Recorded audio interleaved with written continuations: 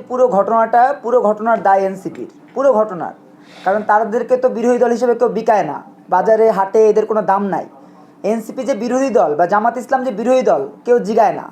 কেউ যেহেতু জিগায় না, বলে না যে পরের রথ ভঙ্গ করে দিয়ে, যাত্রা ভঙ্গ করে দিয়ে নিজের নাক ক্ষত দিতে হয়, এইরকম প্রক্রিয়াতে তারা মূলত অগ্রসর হচ্ছে। আর আমরা বাংলাদেশের মানুষেরাও এটার জন্য দায়ী, কারণ আমরা এত আবেগ আমাদের, যে কে কোথায় কোন জায়গায় গুলি খেয়ে মরছে না গুলি করে মারছে, আমরা সারা বাংলাদেশ তোলপাড় করে ফেলছে, আহারে মাইরা ফেলছে রে। ওই যে আবেগ, ওই আবেগের ধাক্কায় এখন এনসিপির ধাক্কাধাক্কি চলে পুলিশের সাথে। ভাই, পুলিশের গায়ে হাত তুলছে, চিন্তা করতে পারেন? একজন এমপি পুলিশকে ধাক্কা দিচ্ছে, চিন্তা করতে পারেন? আবার পুলিশ ব্যারিকেড দিচ্ছে সামগ্রিকভাবে। যেহেতু বিরোধী দল বলতে বাংলাদেশে কিছু দাঁড়াচ্ছে না, এই গত 4-5 মাসেও বিরোধী দল বলতে কিছু দাঁড়ায়নি। এনসিপি মূলত বিরোধী দল হওয়ার জন্য, বাজারে যেন বিকায়, হাটে যেন দাম ওঠে, এই জন্য তারা চেষ্টা চালাচ্ছে। আর চোখ গেছে যে বলেছেন, চোখ গেছে আক্ষরিক অর্থে, এটার জন্য আমরা ব্যথিত। আমরা এটার জন্য সত্যিকার অর্থেই মর্মাহত।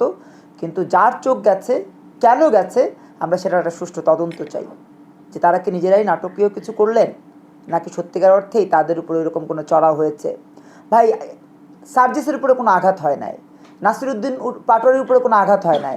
আঘাতটা হলো ওই কর্মীর উপরে, যে কর্মী দেখতে আসছিল, যার চোখে আঘাত লেগেছে, তিনি মূলত আরেকজনের সাথে দেখতে এসেছিলেন যে কি হচ্ছে, কারা এসছে। তিনি কোনোদিন কোনো কমিটিতে নাই, তাকে দেখেন, তার কোনো কমিটিতে নাম নাই। ইভেন আপনাদেরকে একটা কথা বলে দেই, আপনারা দেখেছেন নিশ্চয়ই, ঢাকা বিশ্ববিদ্যালয়ের ডাকসুতে একজন নির্বাচন করেছেন, তার একটা চোখ বন্ধ করে রাখা হয় কালো গ্লাস লাগিয়ে।